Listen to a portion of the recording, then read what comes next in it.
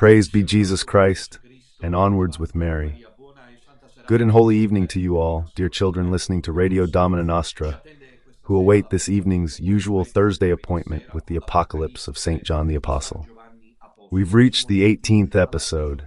The theological and spiritual meditations and reflections are drawn from my book, The Lamb's Symphony, a book that's always available by calling the answering service of Radio Domina Nostra.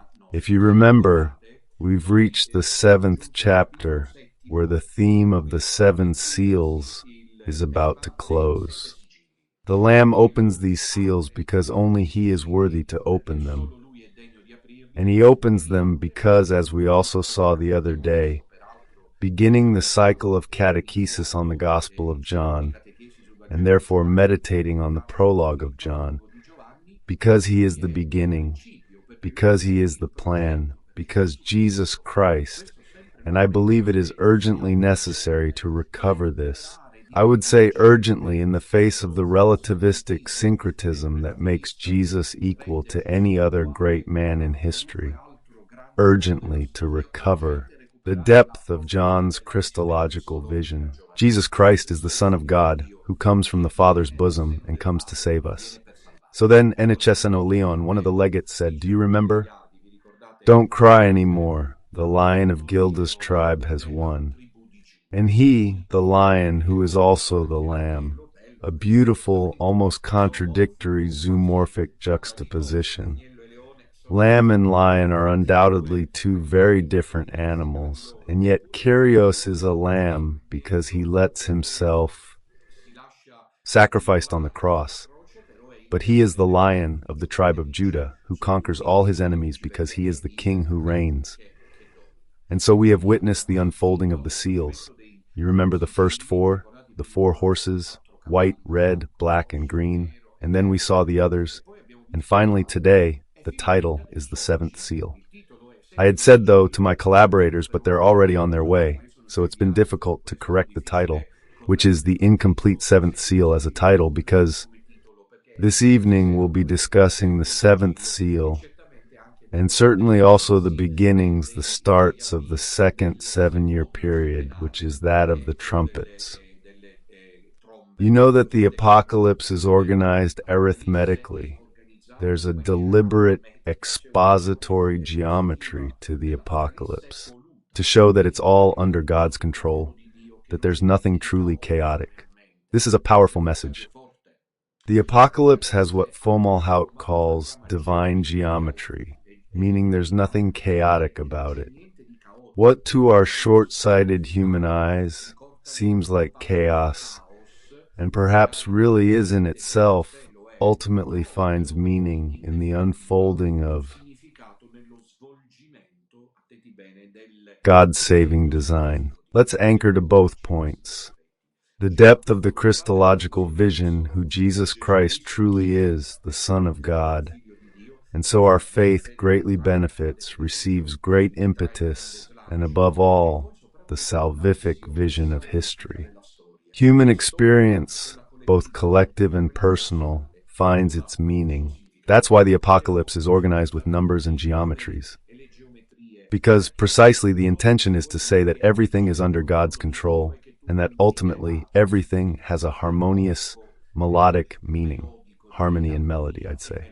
Here, The Lamb's Symphony is the title I've chosen for my book, perhaps even aiming to surpass von Balthasar, who merely titled his commentary on the Apocalypse, the Book of the Lamb. So I decided to call it The Lamb's Symphony. It's not just a book, it's a musical score. And so there are 3 sevens.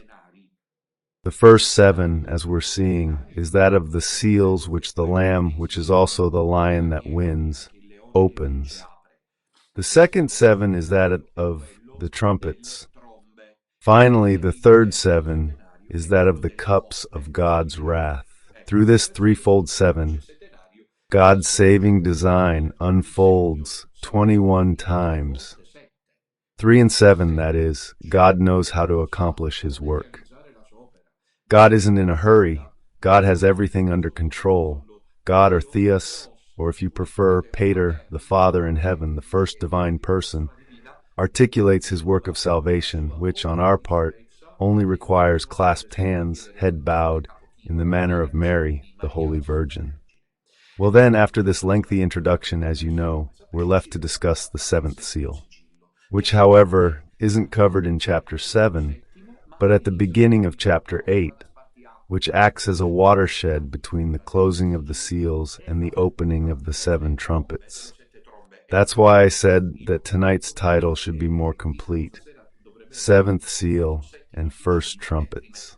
So let's read, as always, our style with this beautiful journey through the Word of God, from which we want to nourish ourselves. Let's read the sacred text and then begin to comment on it. So we're at chapter 8, 13 verses in total. Here we see how God intervenes with the catechumens and with the earth's inhabitants who are closed to God's plan. We can see all this very clearly today. We clearly saw a person just before I went live. On my mobile phone, a woman, a spiritual daughter from the north, sent me a message. She told me that when she was here and met some people, she spoke about Domina Nostra, this lady from Piccolo Resto, and the woman listening was thrilled. The woman said, "I'd like to meet him because I'd like him to marry my partner." She was a woman who spoke, this is to tell you, in what condition. We, these days, as you know, among other things, are insisting a great deal on the theme of the family according to God's heart, because there is a counter-narrative. There's a false church openly promoting, in a schismatic way, a path that contradicts the previous magisterium. And there's a society, a group, a consortium of believers that pretends not to notice it. Should we be surprised by what we're about to hear? How God punishes them, what God sends upon the earth, concluding the 7th seal and opening, so to speak, the path of the 7 trumpets. We shouldn't be surprised. What's happening is already plain to see. Humanity is closed to God's plan. Here, humanity is closed to God's design. And we see it very clearly, but let's read the text. I repeat, we're on chapter 8. When the Lamb opened the 7th seal, there was silence in heaven for about half an hour.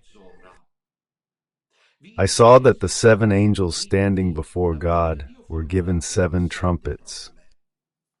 So as you can see, there's an immediate transition from the 7th seal, completely anomalous as a seal. You know what?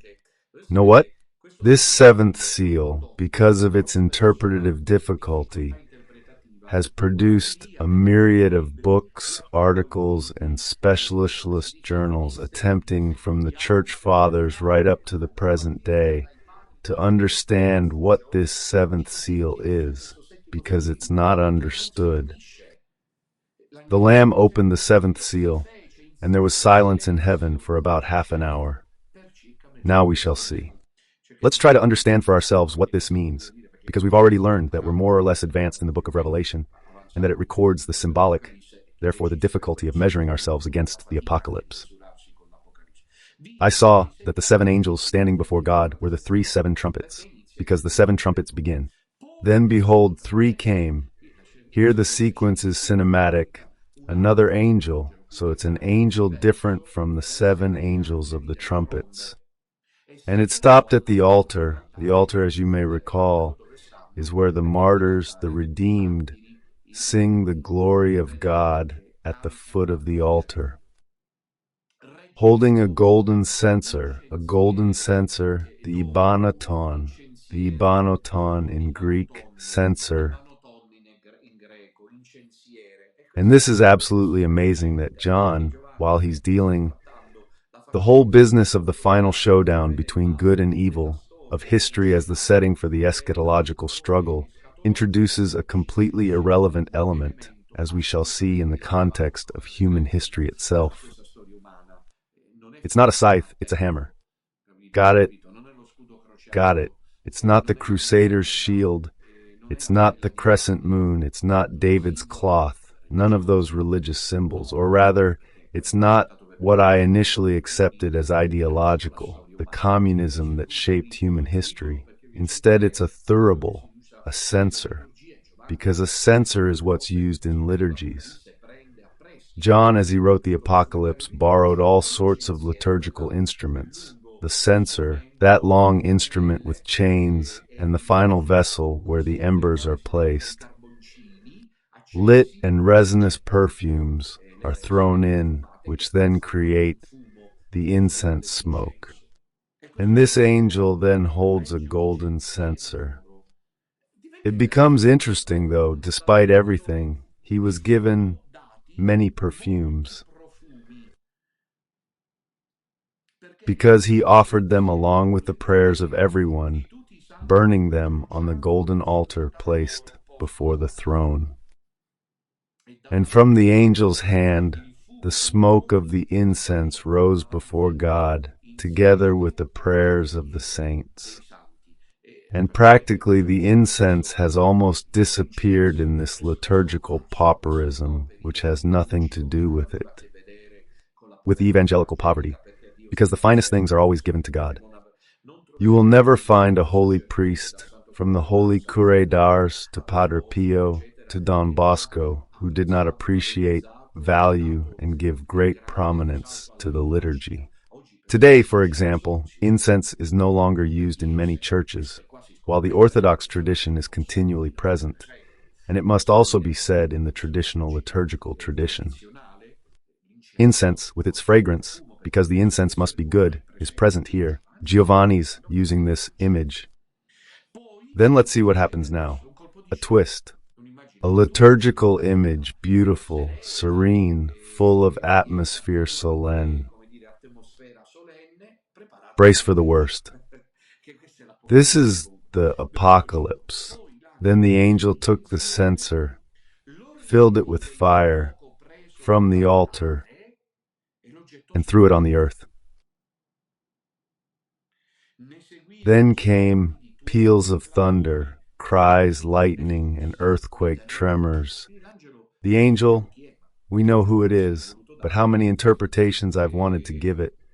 It may be a bishop, a churchman, because you'll remember that Jesus, the Kyrios, the Emperor, the Basilius, in chapters 2 and 3 addresses the 7 churches and says, in each attestation, to the angel of the church of Pergamum, to the angel of the church of Philadelphia, to the angel of the church of Laodicea.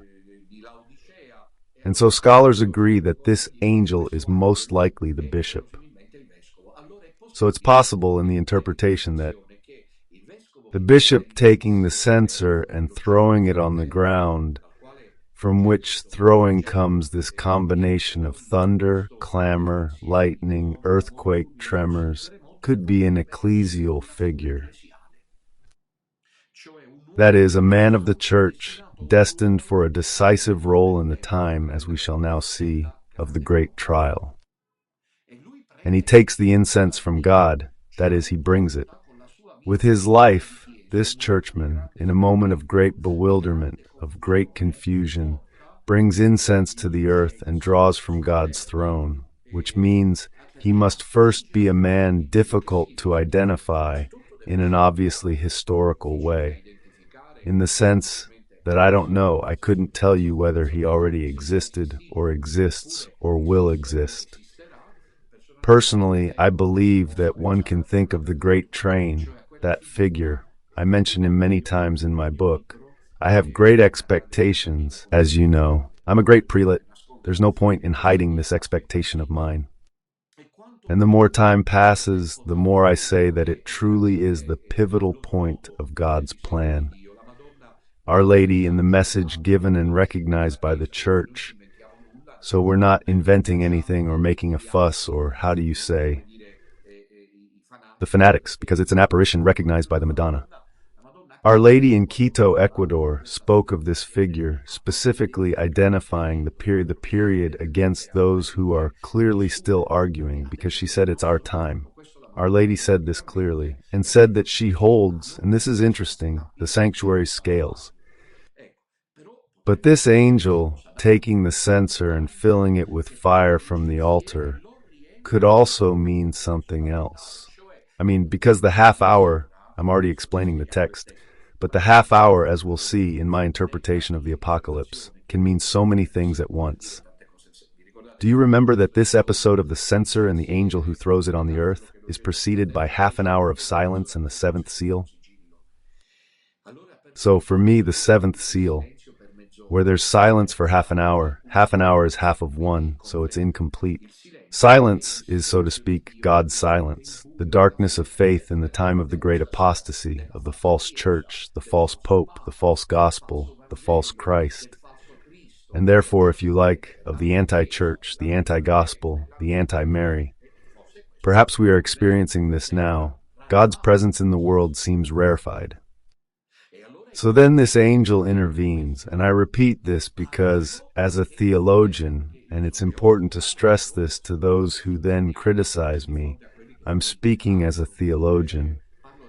In the language of the Apocalypse, the angel is more often than not only a heavenly spirit, but also, as we have seen in the septenary of the letters, the bishop, the man of God. And what happens when he throws all this earthquake love, lightning, and thunder? Then, almost imperceptibly, the 7 trumpets begin, so the situation, as you will hear, now becomes complicated. The 7 angels, who had the 7 trumpets prepared to sound them. Here, as soon as the first one sounded the trumpet, great hailstones mixed with blood crashed down on the earth. A third of the earth was scorched. Now John hasn't got any more time to waste. The theme dearest to those who hold a catastrophic view of the Apocalypse is intensifying. Actually, here we are, at last. Now it really is the Apocalypse. A third of the earth was scorched. A third of the trees were burnt, and all the green grass withered. The first trumpet is fire on earth, preceded by the angel who casts the censer onto the earth. Everything on earth ends.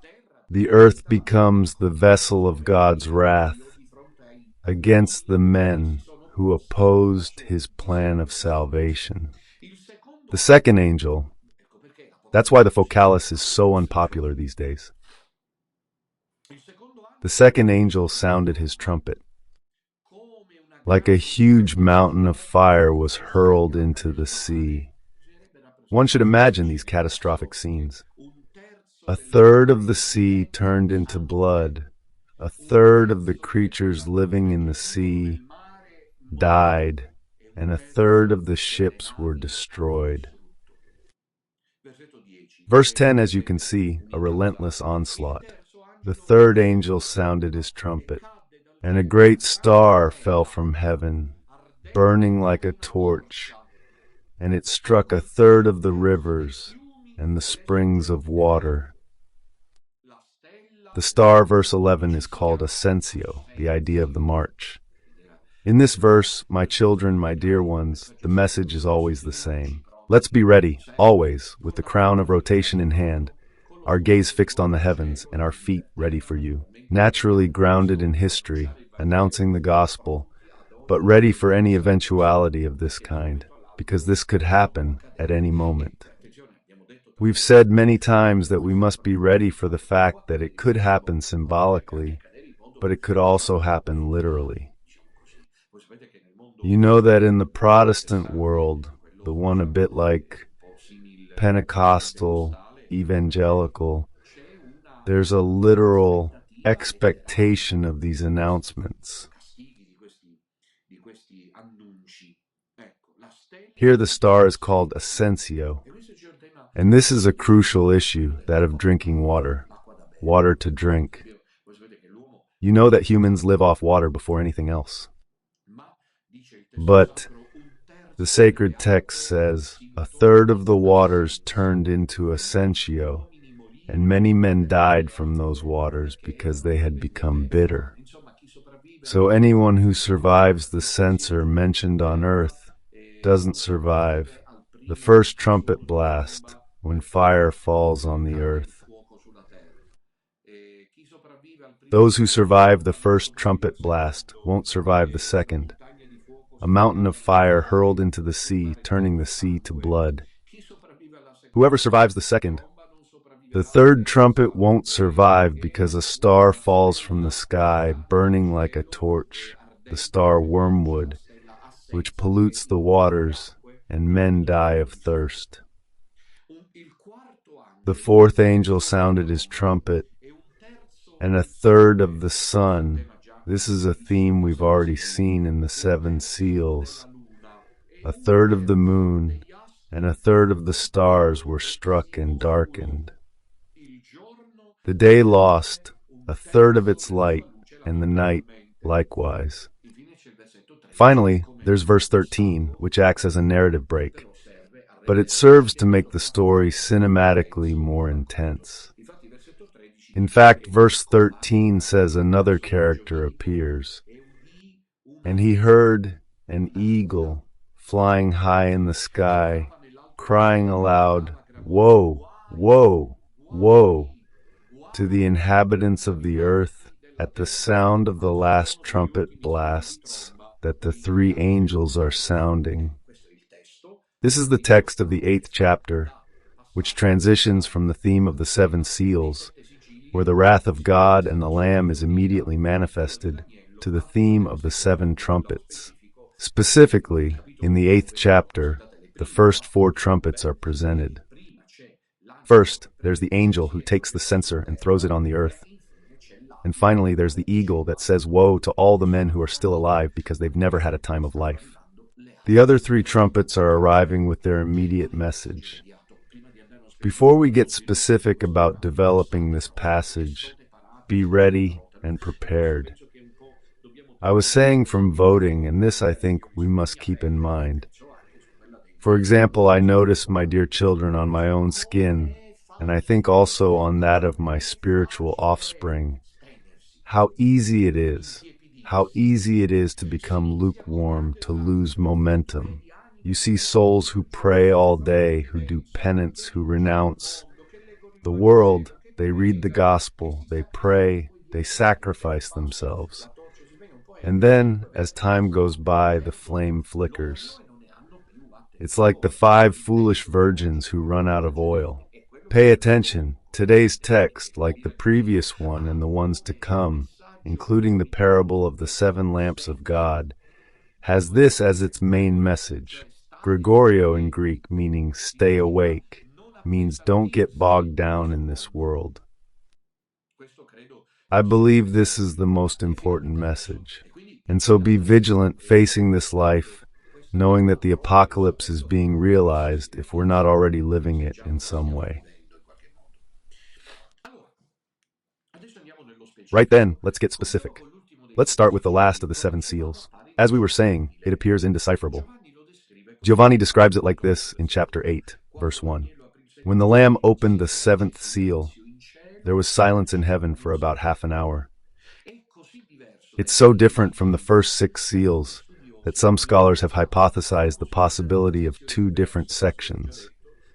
That is, the 6 seals on one hand, and then the little section 8, which remains completely isolated, a keystone forward, the one to open the septenary of the trumpets.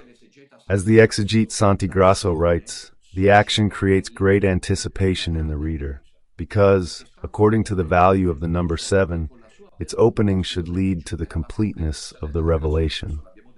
We said this at the beginning, 3 times 7, to indicate that it's full of revelation and completeness. But why is there this silence? Why is it in the sky?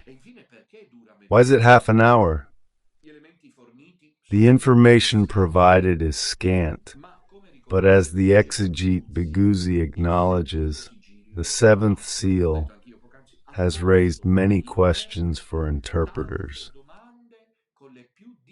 with the most disparate answers. Even the Church Fathers sometimes evoke a certain tenderness, with their statements bordering on the unacceptable. I haven't the time to present them all, regarding the meaning of this 7th seal. The seventh seal is opened and remains silent in heaven for half an hour. Right then, let's highlight the most well-known interjections. Some have spotted me.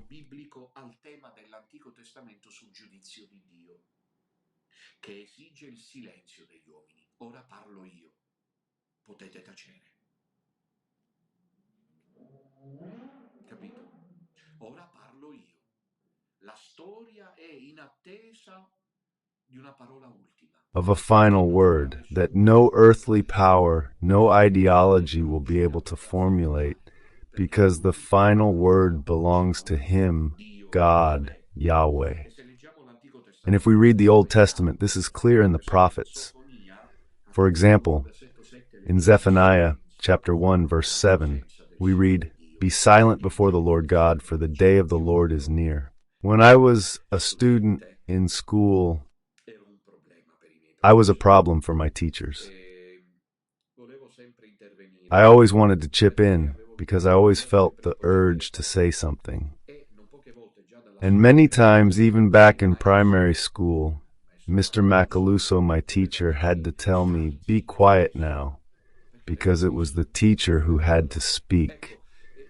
Right? The pupil never has the last word. No pupil has the last word. And when the master speaks, the pupils are silent. When the professor speaks, when the lecturer speaks, the students are there listening. Right? So in this history lesson, the professor has the final say. The professor, who is the eternal Father. So this silence, you understand? I don't know if I managed to make it clear. It would indicate as the first formulation the fact that God now, He has the last word. And this, for those who believe in Him, for those who have hoped in Him, for those who are broken and have died for Him, is a great comfort. We who have believed in the Lord, sons of Darius, we who walk on this earth, knowing we are going towards God, to whom belong heaven and earth, can take heart, should this reversal please you, in knowing that the final word rests with Him. Therefore, the silence indicates that He's about to give the... Other scholars believe that this silence can be attributed to an expectation of the time of Gertrude and the apostles, in which it was said that the final resurrection, which is the late Jewish apocalyptic literature, would be preceded by the silence of the first 7 days of creation. The final resurrection will have 7 days of silence, like at the beginning of creation, and therefore it would be a reference to the final resurrection. Here, God is about to make all things new, so there is silence, as in the beginning. In heaven there's silence, like at the beginning. The Apocalypse recalls Genesis. Another reason among those I've chosen, but there are countless reasons that would explain the meaning of this silence. I'm giving you a couple. There's another interesting one. The third I offer from my book. Other authors refer to certain rabbinic texts in which the angels who sing the divine liturgy at night fall silent during the day, so that God may hear the song of the blessed. It's something present in rabbinic tradition. It's a very curious and even fascinating thing. The angels only sing at night while we sleep, but during the day they're silent because it's our turn to praise God. And God, if not, gets distracted. The angels sing better than us, so if we're to sing God's praise, the angels must be silent. Therefore, we are silent at night, and the angels are silent during the day. The problem is that when the rabbis wrote this, they didn't know about time zones on planet Earth. So, when it's day on one side and night on the other, it's a very evocative interpretation, but quite difficult to accept. Other scholars believe that the silence in the sky for half an hour in the seventh seal indicates, well, this is one of the most interesting. I was very torn between the first and this one. The first is the one where we are now silent because it's God's turn to speak. I find that theologically, but this fourth interpretation will probably strike you as fitting too. That is, Half an hour's silence in the heavens indicates the anguish of believers on earth during the time of the final persecution, that of the Antichrist. So a kind of dark night. As Benitez says, a silence that's inexplicable, a seeming absence of God. Heaven doesn't give the believer the answers they expect. But my children, we experience this. I speak, for example, for us priests of the sodality. And so day by day, it becomes ever harder to carry on. Because this damn church is powerful, very powerful, controls the masses, the minds. This morning, in the Saints and Coffee section, I showed the moving video of John Paul II. You remember he breaks his femur and says, "I must take the path of suffering." And then in another video he produced, he says, "Marriage is only between a man and a woman." So there are no other forms. But today we have a church that blesses gay couples. There's a document from the Congregation for the Doctrine of the Faith, but the vast majority of people haven't noticed it.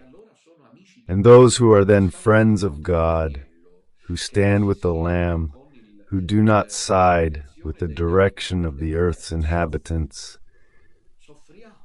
we suffer. It makes you want to say, faced with what is falling, we're driven to ask ourselves, where are you, Lord? Like the apostles in the boat, while Jesus, why me? Why peace? Which of us, if we remain small, especially in this hectic phase, in which we are labeled as psychopaths, as a religious sect, as fanatics, which of us does not experience this torment? God sometimes seems distant. Its silence can crush like a millstone on the heart if you haven't reached the maturity of faith. This could, therefore, be the real reason. I leave it to you to choose whichever you consider most appropriate, because who knows how many other interpersonal relationships can be established in this heavenly silence, because in any case, the silence is in heaven, not on earth. Silence, in Greek lasting for half an hour, serves, according to St. Egraphus, to solemnize the moment of opening the seventh seal. To offer yet another interpretation, that of Don Divo Barzotti, who needs no introduction, according to whom silence is the immediacy of God's intervention in history, and he writes, "Enough, as the events were enough," which the Apocalypse spoke of earlier, and the silence, even of the liturgy that we've lost sight of. In the traditional Mass, the entire canon is recited sub voce, in an undertone, and that's how it should be. We need to rethink the criteria for celebrations and allow more space for silence in our prayers, even personal ones. So, as Don Divo Barzotti says, solemnity is punctuated by silence. But let's get back to the meaning of this half hour.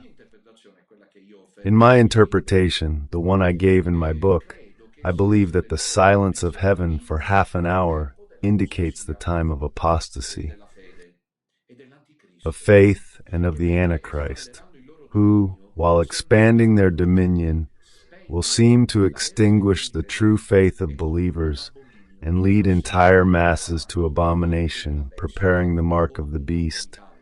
Or concurrently, the silence lasts half an hour because it is half of the whole.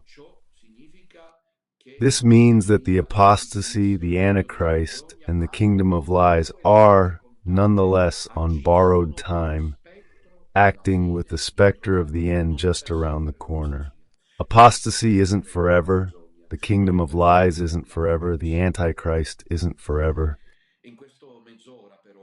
Right now, though, with the advent of what we call the false church, faith is rapidly waning, so that, in effect, the announcement of the gospel will be silenced, replaced by that of the anti-gospel. Don Dolindo Ruotolo confirms this theory. During the final assault of evil, time, calculated in half an hour, he says, will undergo an acceleration modus in fine velocio. That is, he says that the final times will be faster. I don't know if this is a perception that you also have. I have it very strongly. That is, we're experiencing a time in which it truly seems that the days rush by, the weeks, the months, the years fly past. The pace is more frantic. And Don Donindo says this belongs to the last time, so we might be there. It's a fact confirmed by some saints who spoke of the end times at a rapid and dizzying pace. Indeed, we already see how today's rhythms are frenetic, and how the days seem to proceed incredibly fast. Everything's consumed in a short time, while cultural and political seasons, once capable of lasting a long time, are now tossed around by an unstoppable process. Really, that was only 20 years ago for the world. Today is quite different, and it's hard to know where it will all lead. Even in athletics here, there's the athlete's final sprint, forcing a faster pace to win. The story, when it reaches the final sprint, will seem to accelerate its progress. That's why Jesus in Mark's Gospel specifies whether the Lord would shorten those days. No man would be saved. Interesting, this text is relevant to our times because we ask ourselves, how long? But in reality, the Gospel tells us that the time will be shortened because Jesus says no man would be saved, but thanks to the elect he has chosen, he has shortened those days. And then there's the angel who takes the censer and throws it to the earth, the incense. So without a doubt, the scene as a whole evokes the liturgy of the temple in Jerusalem. The priests who offered incense in the Old Testament temple took the burning embers from the altar of sacrifice, and then, in golden censers, carried them to the altar of incense, where over large, burning coals they made clouds of smoke. During the rite, a group of Levites serving our deacons were playing trumpets to invite the people to worship the living God.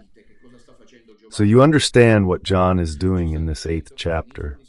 He's saying that the 7 seals are finished, and then there's the angel who takes the incense burner, puts large censers inside, and the angels sound the trumpets. It's all a reenactment of the temple liturgy. And so the angel trumpeters enter the scene. 7 angels standing before God were given 7 trumpets. These are the so-called angels of the face because they stand close to the holy face of God, or called angels of the presence, and those that Christian tradition has called archangels. The trumpet that the 7 archangels receive closely resembles the 7 priests of Israel who sounded the trumpets against Jericho. Let's read Joshua chapter 6, verse 4. 7 priests, Joshua says, will carry 7 ram's horn trumpets before the ark. So the sound of the 7 trumpets in Revelation heralds the fall of Jericho, that is, the kingdom of evil. A victory signal. That's why I love the trumpets in the liturgy. In Revelation, the incense burner appears, in Greek, the thymieterion corresponding to the Hebrew mamta. It's an instrument with a container held by some small chains, inside which fragrant resins are burned, producing a smoke pleasing to the smell and sight, which is offered to God. The censer is an ancient liturgical object. Therefore, the olfactory element is also liturgical. And, as mentioned, it recalls the celebrations in the Temple of Jerusalem. The angel assigned to the censer appears distinct from the 7 angels who are to give the trumpets. The Greek text specifies that this angel stands on the altar of incense. This means that, standing, he has a certain solemnity. He holds the censer and is given incense to burn inside the golden altar, along with the prayers that the saints raise to God. So, He acts as a bridge between the saints and God. The church of the saints is the church of the small remnant, in the sense not of saints who feel themselves to be saints, but who do not become contaminated by the beast that comes from the sea. For the fathers, the angel of incense, for example, Saint Eustachius of Arno, is Jesus Christ himself, with a golden censer which is his body, cast upon the earth at the incarnation. When the angel fills the censer with fire from the altar, it means, says Saint Cæsarius of Arles, that the Lord has received his body, there is the church, and to fulfill the Father's will he filled it with the fire of the Holy Spirit. So it's a Pentecost, poured out upon the earth. But this positive situation seems a little forced, because the context is still one of condemnation, of punishment. So how should we interpret these visions of thunder, storms, hail, and earthquakes that the censer produces on earth, if it were true that it is the gift of a new Pentecost? Well, the Church Fathers, for example, even Saint Cesare of Arles, say that the earthquakes, the storms, the fires, the thunder produced by the censer indicate the preaching and miracles performed by the apostles of the last days. I find that interpretation quite interesting. So L'Aquila, using this ecclesiological and typological reading, would be the church announcing the plagues of the end times. It's worth noting that the altar and the censers, both being of gold, serve to highlight their origin. The gold belongs to God. According to the author Pierre Prigent, the altar is that of aromas. It corresponds to the altar of aromas in the Temple of Jerusalem, which was the one located in the Holy of Holies near the Ark. Unexpectedly, this angel, who is not one of the seven, fills the censer with fire taken from the altar and throws it on the earth, but not the fire. Apparently he throws the censer itself. What could this gesture mean? Scholars here, too, don't find the apocalypse very appealing with these seamless and difficult symbolisms. Scholars have always sought a more definitive answer. The fire thrown upon the earth, the Apocalypse 8:5 says, brings thunder, fire, lightning, and earthquakes. The gesture evokes, need we say it, the theophany of Sinai, when God, in the Old Testament, revealed himself to the Hebrews. Let's read the text of Exodus chapter 19, verse 16 next. Which were thunders, note the assonance, there were thunders, lightning, a dense cloud on the mountain, a very loud trumpet sound. Mount Sinai was all smoking, because the Lord had descended upon it in fire, and its smoke. It rose like smoke from a furnace. Now the earth is once again reached for the last time by the powerful divine action symbolized by libanoton, that is, by the licenser. Licenseer is intended, in the author's view, to suggest a reference to the theophany of Sinai. God will reveal himself again, while society builds itself a golden calf and worships the Antichrist, and prostrates itself before the beast from which it receives the mark. Wait, that God knows how to reveal himself, as he revealed himself in the Old Testament. And I believe this could truly be the most interesting meaning, although I like the one of the Fathers, for which this fire, this incense thrown upon the earth of a church, which precisely at the time of maximum persecution, perhaps with those characteristics that the 16th century and Paul VI and others highlighted, a minority, persecuted, powerless, could carry forward the powerful announcement of the Holy Spirit. So in the same way that God is about to punish, because now the 4 trumpets begin, with the Antichrist apostasy that creates a world and a church without God and without Christ, we see very well, I'll talk about this in the coming days, this Jubilee of 2020, which flops just like those of past years. Because it's a Jubilee, an anti-Jubilee, there's no Jesus Christ as the only Savior. It's a mockery. Here, a church without Christ, a world without God. The liturgy expects God to intervene, that God intervenes.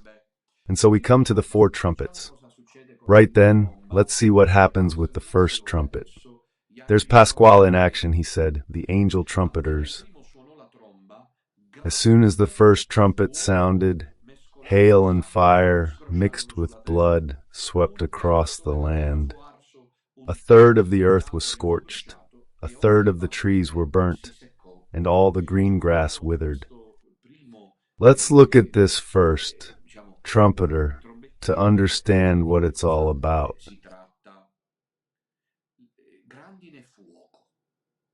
Hail and fire mixed with blood, cascano sulla terra. Please, you should think of a biblical evocation immediately. Hail, fire, fire especially Sodom and Gomorrah. So the first trumpet descends as God's punishment in the manner of Sodom and Gomorrah, Genesis chapter 19. And it's not a random evocation, because now John identifies the 𝐥'𝐸𝐵𝐼𝐻𝑡𝑒s, the inhabitants of the earth, with the Sodomites, who therefore, according to this register, deserve God's wrath. It's a picture of utterly perverted humanity, no longer following either divine or natural law, glorifying unnatural sin, and legislating against God's commandments. The world's becoming one big Sodom.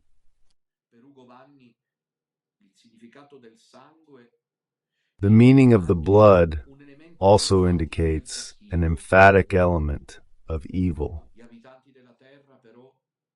The inhabitants of the earth, however, says he, Vani, Ugo Vani, and 𝐥'Žeghete, instead of converting, this is important for us to know, will remain closed to God's appeals.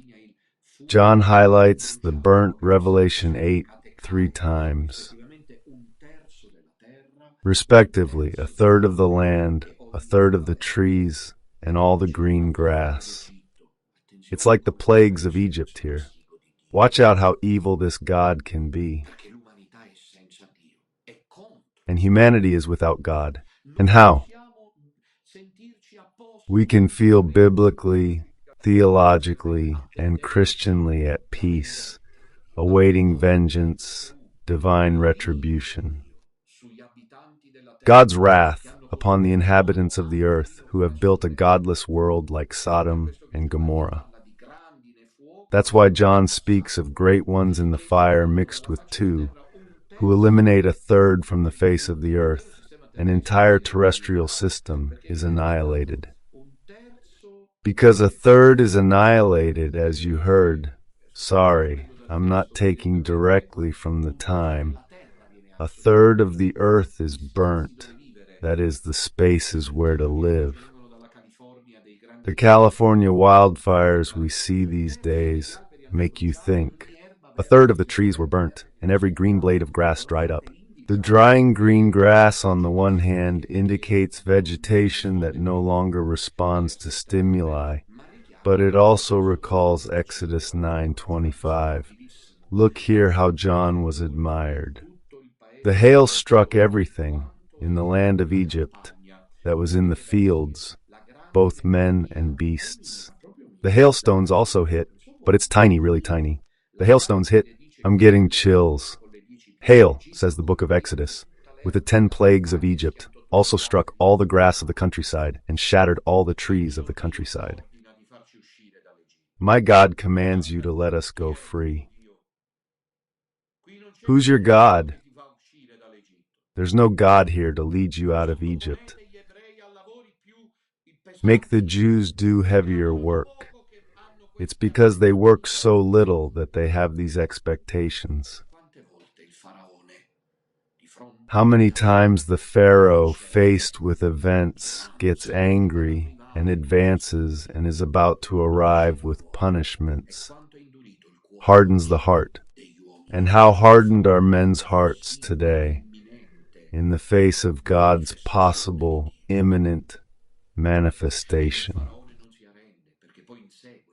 And Pharaoh doesn't give up, because then he chases the Hebrews and God defeats him.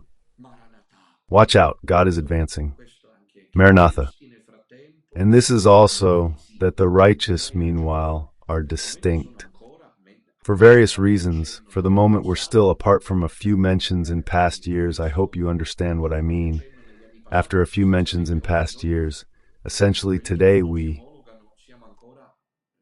those who don't conform are still ghettoized from a cultural, spiritual, and religious point of view. But watch out, because sooner or later, any minute now, economic and existential marginalization will arrive. We could be forced into a ghetto, because it's clear that the inhabitants of the earth, the worshippers of the beast, won't tolerate God's chosen ones. We need to prepare for some kind of system, a conspiracy of some sort. We've been through this for some time now, and we know what happened. So, those that won't be inhabited those that will be inhabited to enjoy the world. On this pleasure-seeking sodomite world.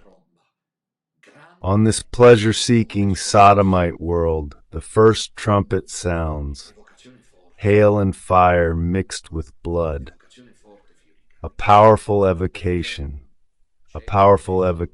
flourishing, because there's the text of Genesis 19, Sodom and Gomorrah.